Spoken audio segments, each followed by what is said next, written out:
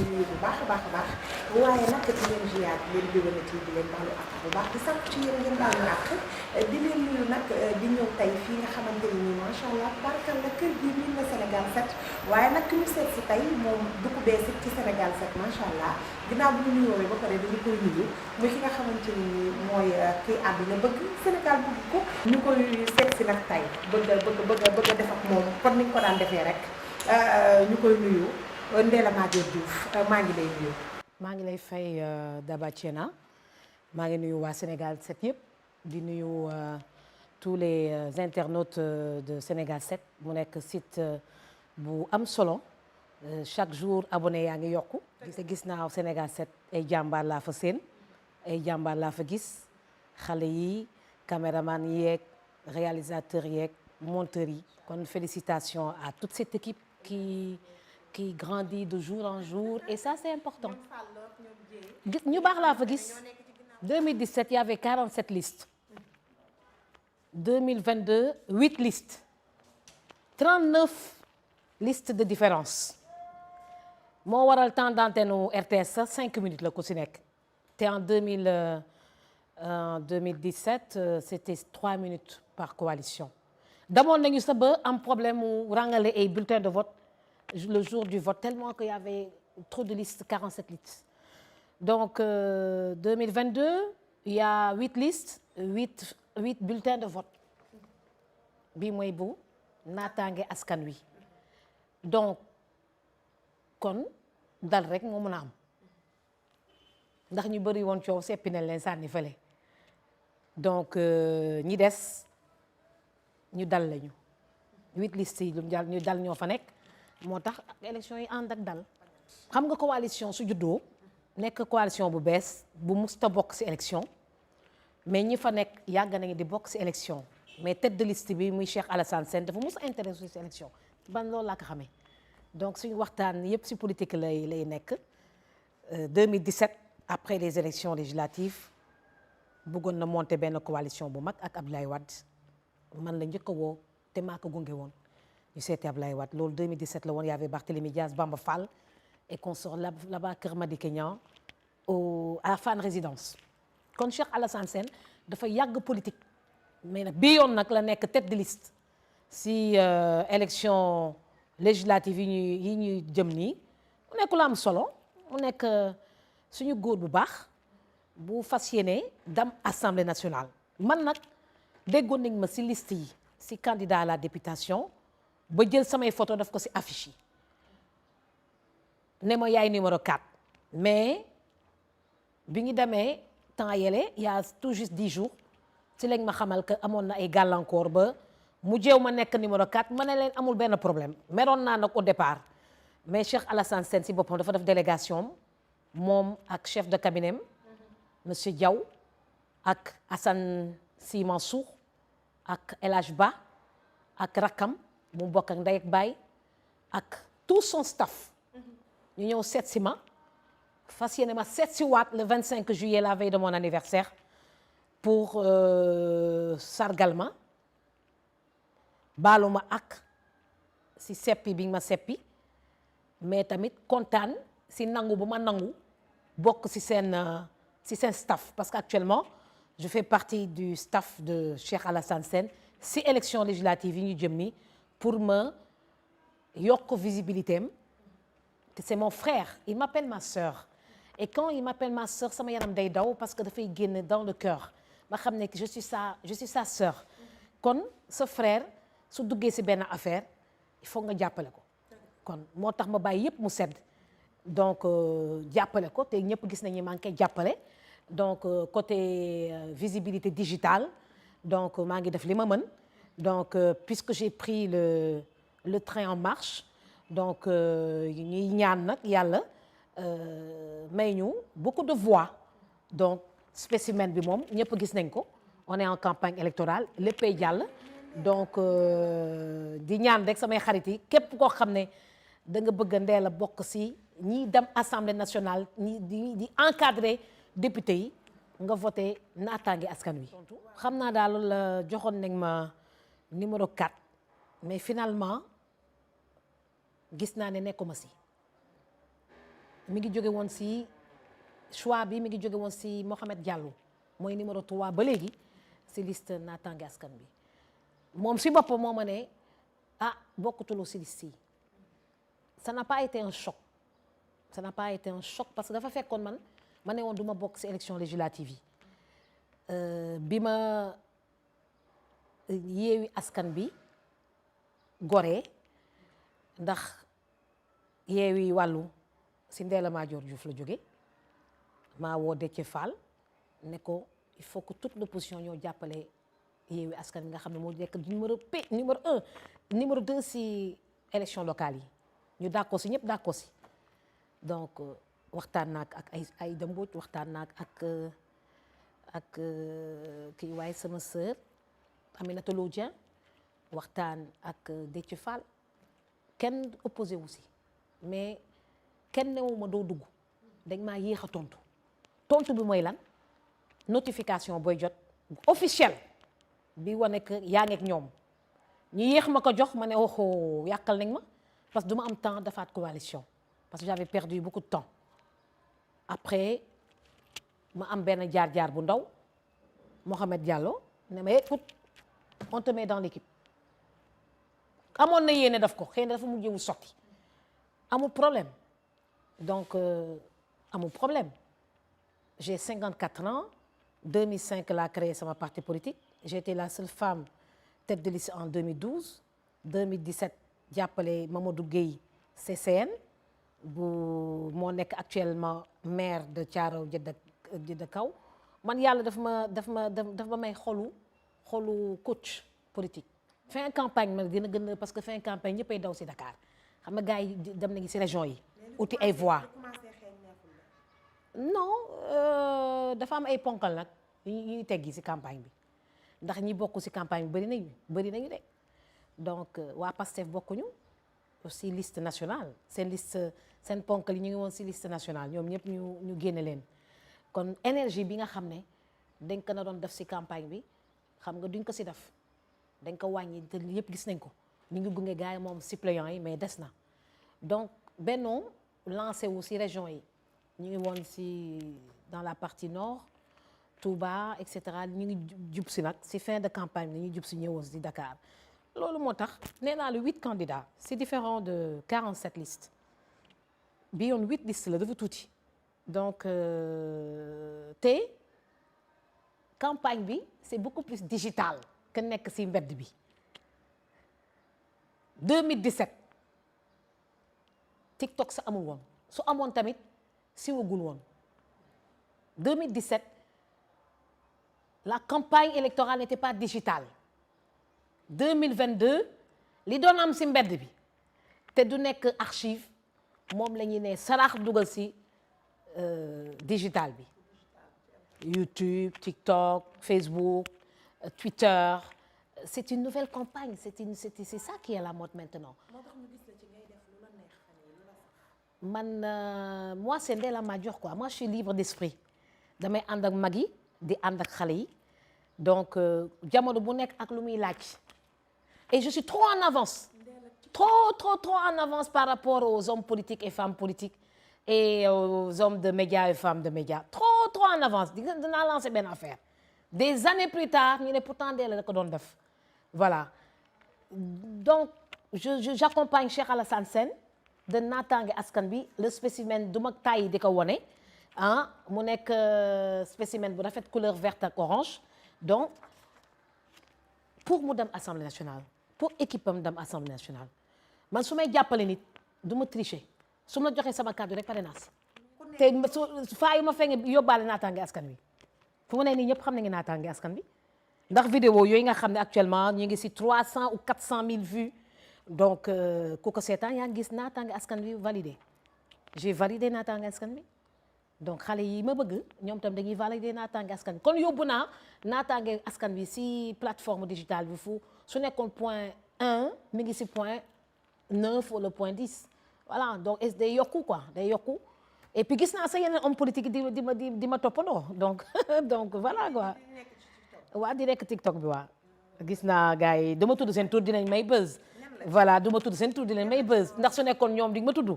gis naa daal ay hommes politiques yoo xam ne ñi ngi def waaye amuñu xorom. amuñu xorom. non non non c'est pas la même chose. yaa wax loolu. du benn yoo tamit. waa Ndella. xam nga man je suis tout le temps avec mon téléphone. tout le temps avec mon téléphone. après damay sentir xam nga Ngaaka Blindé bokk naa si ñu tax ñu jigéen ñeme ko. Ngaaka Blindé. benn yow bokk nga ci ñi tax. jigéen ñi ñeme ko. Sali laa toog ñu invité ko 2STV ma koy seetaan ñu teg incorrect et j'ai senti la musique incorrecte de ma chambre j'ai mis la musique à fond et j'ai dansé et ça fait le buzz mu gore lool ñoo seet si ma ba fii remercier ma man ak sama doom Moïse su ko defee jigéen da ngi ne mais Ndella dafa bëgg Ngaaka Blindé mi ngi accompagner Ngaaka Blindé jigéen ñi ñeme ko dégg nga wax ja donc man damay taal un produit man lu ma taal rek lu ma laal rek day tàkk waaw day fekk ma sentir ko kenn fayuma si dërëm man ma sentir ma fecc donc am na artistes yu bëri Titi temps yi damay teg musique am ma sentir ko ma fecc après man sama bopp damay fan sama bopp dama koy seetaan di ko j'adore Titi man ah ouais j'adore Titi donc ah oui parce que temps yi dafa fireeku waaw xam nga Titi dafa divorcé su fekkee si li ma gëm si li ma jot a dégg je vois une femme qui est libérée bu am délivrance xam nga góor yi dañuy fatt jigéen ñi dafa nekkoon si xat-xat ñu fatt ko téye ko nga xam Titi bi ma gisoon daaw si fin coronavirus bi ak Titi bi ma gis ren macha allah dafa libéré moo tax muy woy elle est heureuse on sent que kenn fattu ko on sent que parce que góor yi dañoo mën a fatte. kon da nga jàppoon ni Titi dañ ko fatt. góor mais c'était visible. woy am na woy bu nga da nga foog ne woon du ma la bopp mu sa bàyyi. donc loolu donc il y a des messages yu muy délivrer et c'est bien je trouve que c'est très bien donc fippu leen def leen ni Titi. fippu leen xale yi nañu fi ñi ñuy fatt bu leen kenn nangu ku leen fatt si biir kër. fireeku leen libéré leen pour mën a épanouir soo leen wooyee rek day feeñ te day neex man intellectuel la intellectuel du xamba taal ñoom ñëpp sama xarit lañu bi si njëkk mooy Coumba Gawlo Seck nekk sama rakk du sama xarit seytaane ak rambaaj nag dañoo bëri Sénégal seytaane ak rambaaj dañoo bëri lu tuuti rek ñu yokk Viviane woy rek lay def Titi woy rek lay def Coumba Gawlo woy rek lay def ku si nekk ak sa tonalité waaw ñoom bu ma tuddal loo non bu ma nee naa la man je suis une femme intellectuelle et je ne discute qu'avec ay intellectuels ñu baax yoo xam ne duñu xam ba taal Viviane ku baax la sama xarit la musul toog ma toog Titi ku baax la sama xarit la toog na ma toog Coumba Gawlo ku baax la sama rakk la ñoom ñëpp dañoo baax mais ku si nekk da nga am sa public ku si nekk da nga am sa public boo xam ne dañu war a respecter ce public accompagner la coacher la pour le bonheur des mélomanes amuñu benn problème xam nga seytaane yi rek ñooy nekk entourage rek di xam amuñu benn problème c'est ma petite sœur amuñu benn problème c'est ma petite sœur démb rek mi ngi ma woo on se connecte tout le temps sur WhatsApp amuñu benn problème seytaane yi ak rambaaj yi dañoo bëri Sénégal dégg nga wax ji nekkuñ dara lu dul jaxase nit suñu gisee ñaari nit ñuy ànd rek acca naka la ñuy def ba jaxase mais kenn xaju suñu diggante kenn xaju sama digganteeg Titi kenn xaju sama digganteeg Viviane nee naa mosuma ko gis mos naa ko gis à la télévision et cetera dans les concerts et cetera mais mosul toog ma toog ñu waxtaan yàlla suñu chemin ne sont pas encore croisés par contre Titi je suis allée même voir Titi en 2005 pour ne que dama woyee sama musique de campagne après mu ne man du ma def politique boobu ayee nga soo ayee mu neex jaam boobu woyoon boobu laa bëggoon woy ma ko waaw musique de campagne mu woyal ma ko musique de campagne mu ne boobu comprendre wul mu ne moom du politique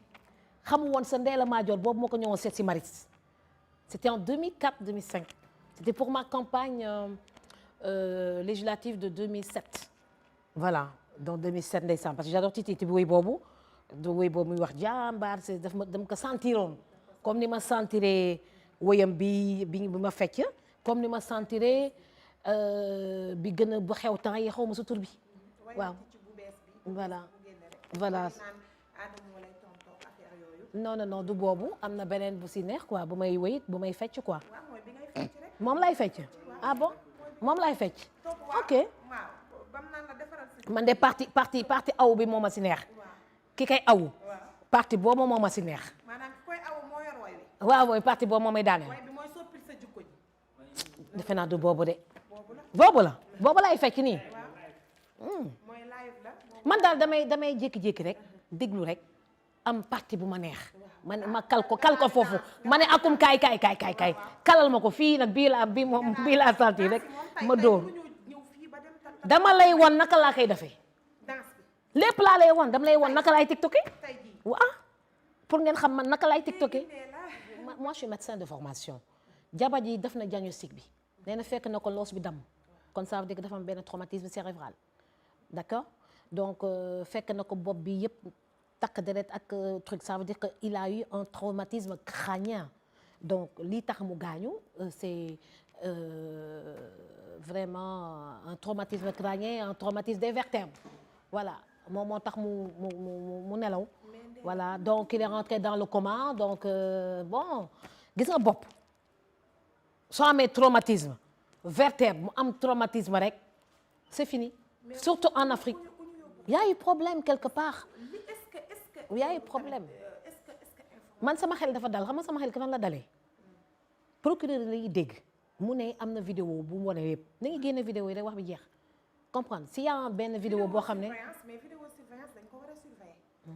vidéo surveiller la tudd am déet waaw surveillance de moo tax ñu mën a capter vidéo bi ñu naan am na lu mu enregistré boo jàkkaarloo vidéo bi gis kii ni mi ngi gaañ boppam wala mi ngi waajaloo est-ce que dañ ko war a assister dañ ko war a assister mu bañ a gaañ boppam Ndella est-ce que lii am ni yow teeyul sa xel mu tey amu ci non gis nga suñu on a une bonne police on a une bonne gendarmerie suñu teyee nit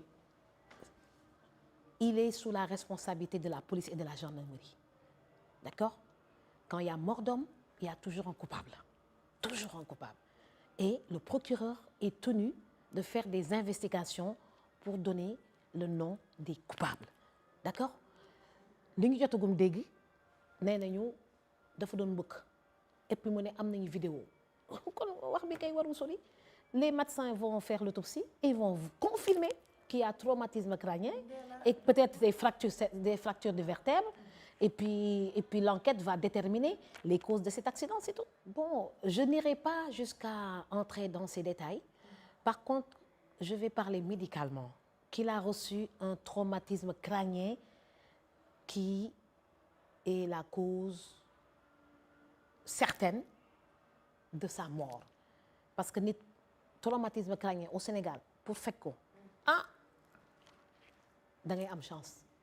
waaw malade boo xam dafa toog ci chariot baat bi damm après mu jóge fi nekk coma pour mu génn ci dina jafe. torture nag dafa baaxul su fekkee dafa am torture dëgg le président doit prendre ses responsabilités et interdire ces tortures parce que torture baaxul ça peut arriver à tout le monde non ça peut arriver à n'importe qui su fekkee torture dafa am ci police ak gendarmerie c'est à bannir parce que torture day am dérapage tànk bu damm soo ko tabaxee ñetti weer nga wër soo ko opéré daf ci fer motul weer nga wër waaye traumatisme crânien pour nga génn ci da ngay nekk jàmbaar dëgg am na yenn traumatisme crânien yoo xam ne fii ci Afrique da nga ciy génn avec beaucoup de difficultés. mais Cheikh Niass mi nga xamante ni dañ ko dóor ba mu ñàkk ci bakkanam ci torture yooyu kon ni nga ko doon waxee noonu Ndella est-ce que tamit jotul pour ñu arrêter. Je te dis, tontu naa la ba pare, c'est au président de prendre ses responsabilités. Quand on fait des enquêtes pour déterminer la cause de la mort, donc il faut des sanctions. Gis nga fi nga bëgg a xuusloo fa laay bañ a egg. Je suis pas de Pastef kon mënuma waxal au nom de Pastef Mamadou Seck est un Sénégalais, est un frère yàlla na feeñ fa laa yem. yàlla na feeñ da ngeen ne dafa évadé wu yàlla na feeñ yàlla biñ ko gis ci morgue mais yàlla na feeñ ku évadé wu da ngay feeñ tôt ou tard da ngay feeñ mais feeñu morgue nag maar day taali lu gën mooy feeñ ñu retrouver ko quelque part au Sénégal bien vivant et bien portant mais bon tout ce qui est Yewwi du ma si taawi quoi parce que bokkuma Yewwi maa ngi naataange askan wi non musuma faa nekk dafa laa bëgg na nekk fu ne ni naataange askan wi moo xew maa ngi naataange de maa ngi naataange dépassé nañu loolu juboo nañu maa ngi naataange waaw ku si nekk am nga problème ak ay coalition loolu ak politique ñoo ànd li si am solo de je suis très bien dans ma peau j'ai aucun regret teggu sama kanam bii doo fa gis benn stress moo tax may fecc ah non pourquoi stresser kuy stressé du fecc man je suis bien je suis happy épisode par épisode bés bu nekk ak lu si xew coalition bu nekk ak lu si xew waaw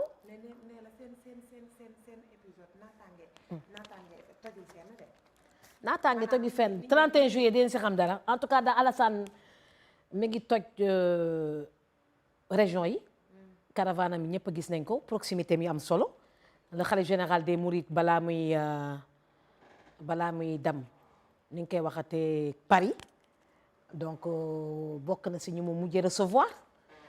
donc il est en train de faire le tour du Sénégal mu nekk ku baax lool vraiment kon le jour du vote le 31 juillet ñu ngi ñaan askan bi gëstuñu bu baax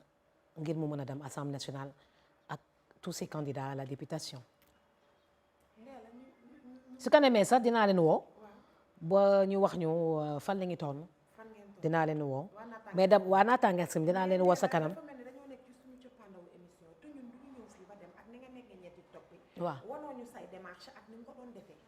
dama lay won naka lay tiktokee sax sa caméraman bi na mën a filmer rek. naka ngay tiktokee man tiktok politique man tiktok politique lay def. tiktok politique no stress. waaw di ñëpp a xam àddina bi yëpp xam nañ que maa ngi naataange maa ngi jàppale naataange askan wi dama ñàkk ki ñaan ku ma àndal da ngay kan moo defoon toj la jax kan moo accompagné ma di Kenya ba fu mu jàll xale yi génn maa ne woon si ginnaaw man dama je suis un bon coach. xam nga du ma ko tuddee wor man léegi dama mag waaw dama nekk si benn phase boo xam ne ku ma tooñ baal naa la foofu laa toon amoon na période yoo xam ne boo xam ne dama doon defante dépassé na stade boobu léegi mag laa sama sëti sax ñu ngi sama sëti ñoo may filmer léegi di kon vraiment Daba Boy bu mu nelawee porter plainte dem si procureur dem Maroc ñibbisi naa tombé si kii législative yi damay seeti procureur pour mu continuer affaire yi. kon porté woon mujj nga porté plainte. kon yow suivre loo ma bañ a porter plainte baa ngi devant le procureur de la République joxoon na ma rendez-vous sama mardi mais dama doon dimanche bi laa dem Maroc. mais là du ma mus a ba. léegi yow ban résultat nga soxla. ñu dédommagé kii ñu xam la cause ñu fexe ba loolu dootu amati ñu fexe ba hôpitaux yi ñu gën leen développé service d'accueil bi ñu gën ko développé ñu dédommagé famille Daba Boy parce que ma soutien famille la loolu rek laa si jublu. damay jàppale sa ministère de la santé damay jàppale da leen di permettre ñu xoolaat seen service d'accueil et cetera donc pour revenir à cette histoire de Yaay Fall elle a repris Demba Touré mi ngi ñëw Demba Touré actuellement mi ngi Kidira mi ngi si yoon bi et cetera ñoom ñëpp dañuy nee naa leen kër gi seen kër la réeroo du ñàkk egg nañu benn stade boo xam ñoom ñëpp a màgg bi ngi nekk si kër gi xuloo dafi doon am xeex dafi doon am ci loolu laa bëggoon a ñëw sax. mais léegi ñoom ñëpp a màgg wax boobu dama ko gëj a dégg waaw ku ñu fayu rek ñibbil nga bañ a toog benn fan voilà donc xam wax yooyu daf may xaw a sa agité parce que su ñu nee sa employé yi doo leen fay ma ne lañ fi def bu ñu fi def benn fan est-ce que ñoom fay nañ ma communication ma def si ñoom li ma def si ñoom ba taale ñu tàkk ba ñu reconnaître ko ñoom ñëpp est-ce que fay nañ ma ko millions yu ñu fi jëlee ba ñuy tabax ñoom ñëpp seen kër gars yi nañuy bàyyi dañoo soxor. ñi ma àndal ñëpp tabax nañu seen kër te maa leen coaché te immeuble la ngi tabax comme man ni ma tabaxee immeuble kon waxu seytaane ak rambaace ak dëmm yi nañu arrêté seen wax yooyu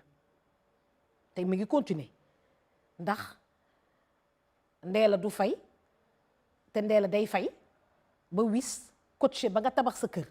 coaché ba nga am say oto fii ku fi jaar rek da ngay yokku maintenant dañu nekk ci benn société boo xam ne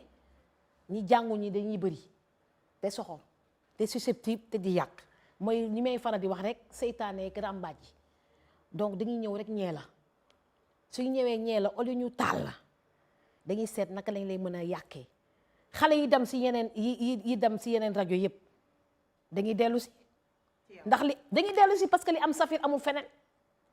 man foo gisee benn expo Sénégal 7 yow di nga jël benn gisaane jox ko 4 heures de temps muy seet yow mii sa amuloo 4 heures de temps chaque jour nga am 4 heures de temps yow Daba Thiena amuloo ko 4 heures de temps ñoom nag dañ koy am dañuy am sa 5 heures de temps parce que dama leen di bàyyi ñuy wax di seet durant 4 heures de temps après léegi comme que digital dafa yokku ñu amati encore yeneen ouverture su ñu demee feneen nag ñoom ñooy fay pour visible 50 000 100 000 200 000 300 000 jëm kaw mais madame Ndella kon madame Ndella ñoom nu ñu doon perte ndekat yow soo demee feneen da nga koy fay pour ñu seet la kon ñun dañu doon tooñ de xaar ñu delluwaat si madame Ndella ñëw su ko raam ma leen kër gaa ngi ni seen kër la ñu dugg wax boo doyal ñu xam ne Safir a ko yor waaw Safir a ko yor foo dégg coow xaalis a nga fa mooy xaalis bi ñuy séen ba Ndella di yore xaalis bi ñuy séen ñu bugg see am te duñu sonn ndax dañuy seen xaalis foo dégg coow rek xaalis am na fa mais xaalis dafa am nu mu war a demee voilà nu mu war a demee soo ko liggéey ñu kii la mais su fekkee bëggaloo ko liggéey bëgg a sabote ma defoon teg yow ba mu saf-saf waaw waaw mais soo sabatee sama liggéey su ma la doon fay tey ma tëbal ko weer waaw noo ko liggéey rek noonu la koy joxe su fekkee da nga ko liggéey ak aal liggéey correctement ñu dóor mu daanu mais su fekkee da nga ko liggéey ak sabotage ma saboté la ci paiement bi c'est tout mais foo dégg Safir liggéey na ay milliards Safir dafa liggéey ay milliards saa yam ko tuddi nag impôt yi taxaw di yuut ma ne leen nag li ma leen jox versé ci TVA kenn xamul lu mu toll ma ne li ma leen jox versé leen ci TVA ñoom ñi ma versé sax xamuñu woon que damay versé TVA versé dans plus de 50 millions de TVA ëpp na sa loolu comprendre parce que chaque 5 ans ba pare après dañ koy seeyal chaque 5 ans dañ koy seeyal donc impôt lu ñu leen di conseiller mooy ñuy def ay séminaire de formation il faut pas que ñuy caché wu di ne nul n'est censé ignorer la loi muy ñun médecins yi muy yéen journalistes ak chroniqueuses yi muy ñeneen ak ñeneen dañuy laaj coaching côté fiscalité dañuy laaj coaching côté fiscalité loolu nag amul te ñoom dañ ko war a di def su ko defee recette yi day gën a bëri su ko defee retournement de chèque parce que ñun ñii di fay dañuy war a retourner ay chèque est-ce que xam nga loolu chaque année dañuy war a retourner ay chèque si kaw ñu def suñu déclaration correctement et que pour nga def sa déclaration correctement il faut que mu am benn coaching comptabilité coaching fiscal te loolu moo lay permettre xaalisu état bi bëri loolu may permettre tamit ñun ñuy jox état ñoom tam ñu ñuy delloo suñu li ñu war a chèque bi ñu war a delloo loolu c'était un petit passage de fiscalité dans cette émission entourage yi rek ñoo leen di jaxase entourage fii ku fi taxaw sa entourage moo la taxawal ku fi daanu sa entourage moo la daaneel muy politique muy milieu ni karaté showbiz ak loo munti gis waaw ku fi taxaw sa entourage moo la taxawal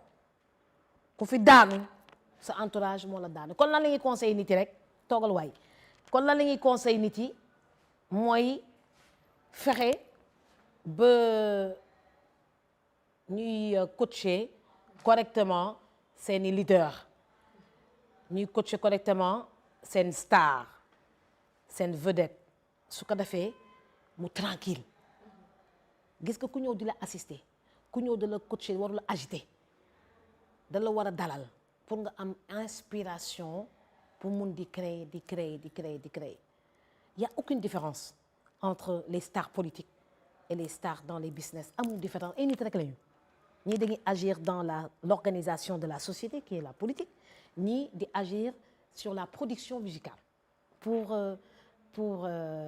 soigner les gens puisque la musique soigne c'est la musicothérapie dafa am fi ñu tëggee ça adoucit les mœurs la musique ça calme les nerfs quand tu as envie de te calmer tu mets une bonne musique donc teg leen bunti bu waay tu mets une bonne musique pour être calme hein et ça c'est important c'est très important donc l'entourage des stars dans le business ont un rôle très important à jouer pour calmer leurs stars et ne pas agiter leurs stars et ça se répercute sur le produit waaw ça se répercute sur le produit coow de am ñu taawi ko daf ko épisode 1 2 3 4 jëmale man dama si tombé rek ma si tombé parce que je suis tout le temps dans les réseaux sociaux gis naa Omar woo ndeysaan di wax nga xam ne kii li muy wax ñor na ko te nakari na ko après gis naa benn single bu génn mu ne ndeysaan te pourtant ñi ñoo doon ànd nekk mburoog soow dañ leen war a jubboole waaye ndeysaan mais waruñu leen di xamba rek di xamba rek j'ai pas suivi je suis pas lu ñaaw dama ko déglu bu baax dama doon nelaw rek di seetaane nag ay portion lu may jàll ay portion et puis jamee dañuy réeroo rek jubale leen moo gën affaire yi quoi vraiment gis naa daal ay contrat dégg naa ay histoire de contrat et tout ça mais nit du bëgg a bañ. kon yow pare nga Ndella pour tey jii buñ la ci woon nga ñëw dox ci ay jéego yoo xam ne day indi jàmm. maa ngi si beneen gaam. yaa ngi ci beneen gaam kon lijjanti woon. maa ngi si beneen gaam du ma fekk histoire sax maa ngi si yow tamit maa ngi si beneen level. yaa ngi ci beneen level. mais Ndella lépp doomi réew mi nga te yow askan bi rek. waaw mais maa ngi si beneen gaam xam nga Sidi sama doom la Omaro mënuma sama xarit la xamante waaw. Omaro. ah Sidi kat dégg nañu 2STV def benn émission bu neex fa la jóge tàkk man ne lu ma laal. damay yokk mënuma ne maa ko taal ndax dafa am coach mais bokk naa suñu ko poussé damay man ku ma laal ñu ñeme la. bokk nga ci ñu poussé Sidi Diop. absolument dugg rek si internet nga bind Sidi Diop ak Ndella Madior Diouf nga xool lan nga fay gis boobu commencé guloo émission yi. non commencé guloo émission boobu 2STV la woon duggal internet nga dugg Google def Sidi Diop ak Ndella Madior Diouf nga xool bokk naa suñuy gestu Sidi kan mooy Sidi waay Ndella Madior kan lay fekkel ni maa ngi fekk Sidi Diop de si duggal si YouTube maa ngi fekk Youssou man ku ma fekkal nga tàkk. ku la koo feccal mu tàkk. doomu buur la. man ku ma taal nga tàkk. waaw léegi man mi xaritoo ak yow. ku ma fekkal da ngay tàkk rek jëm kanam rek xam nga yow da nga baax jëm kanam rek. waaw yow da man ku jublu si man tàkk. lu tax gars yi di ma wër. mel ne lu tax nit yi di ma wër ku jublu si man tàkk. loolu nag yàlla ko def. xoolal musique bi ma musique bi nu mu tudd. am na benn kii déedéet ba waxum musique tuuti bi benn bi gën a siiw bi. kii fatal ma foofu. xam nga man xaw ma ku ko wëy. waaw Ndella fatal ma foofu moom foog nga may. moom laa lay may léegi fatal ma foofu. dama si tombé. dama doon seetaan Sen TV ma gis xale yi di foo ma ne waaw yow musique bi ba damay sentir musique. et sentir et ça c'est pas mal parce que c'est assez original. après man chaque jour su ma yeewoo jàpp forme def sama 8 heures de sommeil. je mets la musique à fond et je fais mon snap parce que ça fait partie de moi pour ñu ma xam dinaa la ko defalal wan la naka laa multiprise rek laa soxla ak benn support ma tegale sama téléphone si biir dóoral la fatal ma kan moo woy fatal ma foofu benn danseur la sama doom nee na benn danseur moo ko woy kooku nag maa ngi xaar mu ñëw nuyu si de ah comme ngaa ko blindé daf ma ñëw remercier maa ngi Ndella Madior ah su ma seetsulee kan lay seet si man maay Ndella Madior di su ma tànnee sama rab su jubloo sa musique santal yàlla 50 000 500 000 vues en 48 heures léegi mu def 1 million de vues. léegi mu def 1 million de vues de soo yaroo rek man soo yaroo rek xam nga man nit ki da nga may jox cër na sincère nag nit ki soo ma joxee cër yaa ma moom mais soo fekkee joxuloo ma cër je mets une croix c'est tout c'est aussi simple que ça. Voilà, c'est aussi simple que ça. Il y a des journalistes, Ousin, il est très gentil. waaw waa seen web tamit baax ñu baax lool tamit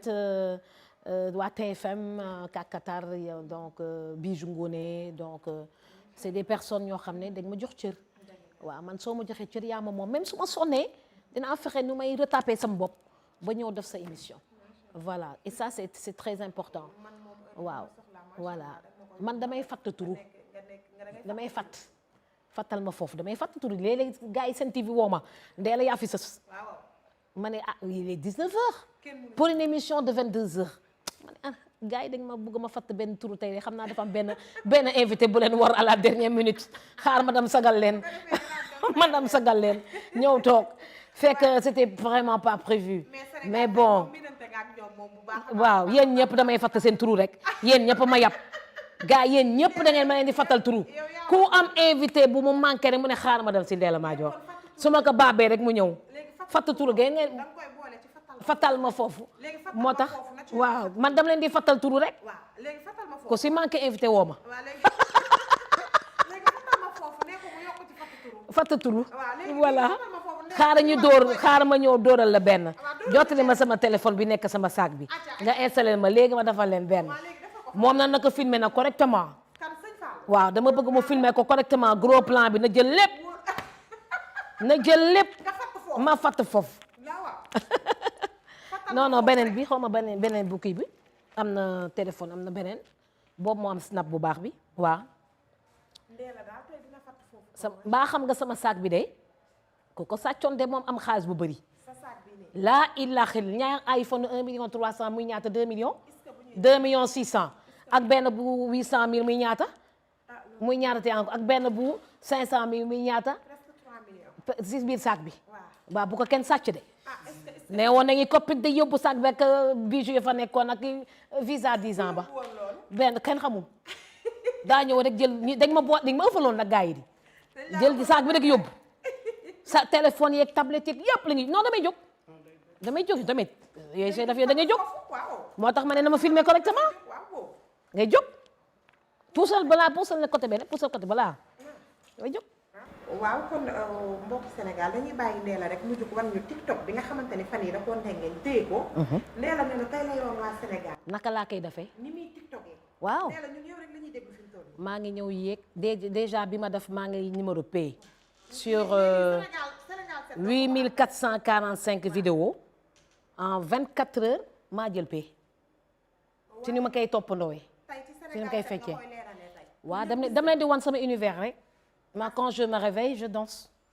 et danse bi nag day joxe message waaw Sénégal 7 waaw sekk nañ ko moo tax léegi xaaral sekk nañ ko moo tax utiliser ce son cey sama sët bi soti na ma moo may defal filtre yi de Victoria waaw xale yi ñoo mun affaire yi léegi su ma ko installé ba pare voilà doucement donc tu peux choisir beaucoup de filtres filtre yaa ngi nii donc si TikTok un petit court bii couleur la xam nga bii tamit c'est pas mal donc je vais voir je suis en train d'hésiter am na boo xam ne sama sët bi moom a koy defaral bii dafa xaw a xalewe bii je pense que bii mais bi may def temps yi de moo dàq bi attends je vais voir bu weex bi de laa bëgg waa xamatuma fu ma ne pourtant bii tane na de mais ba léegi des na Victoria de moom su nekkoon fii de réglé ko xam nga xale yi léegi ñoo mokkal affaire yi xale yi ñoo mokkal affaire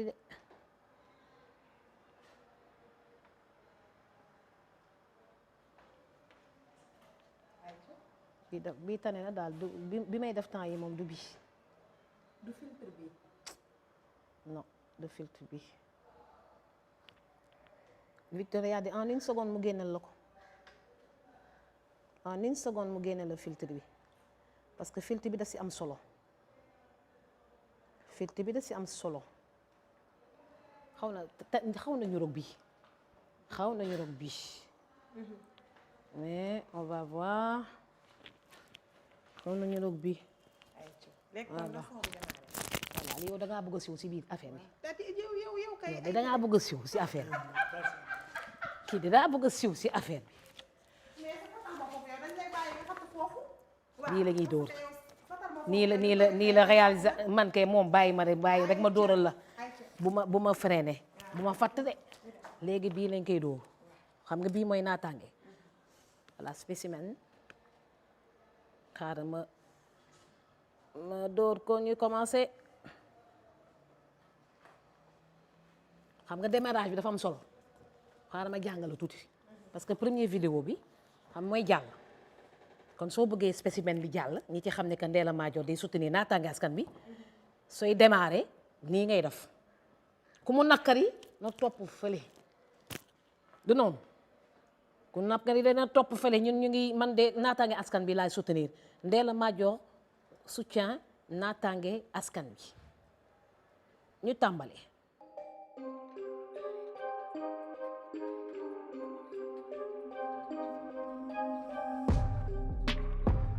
Fat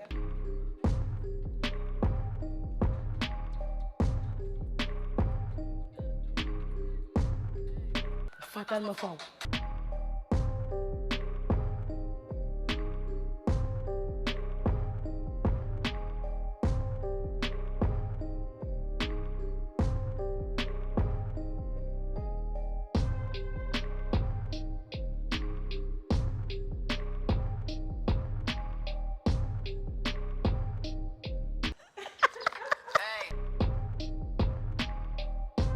waaw fët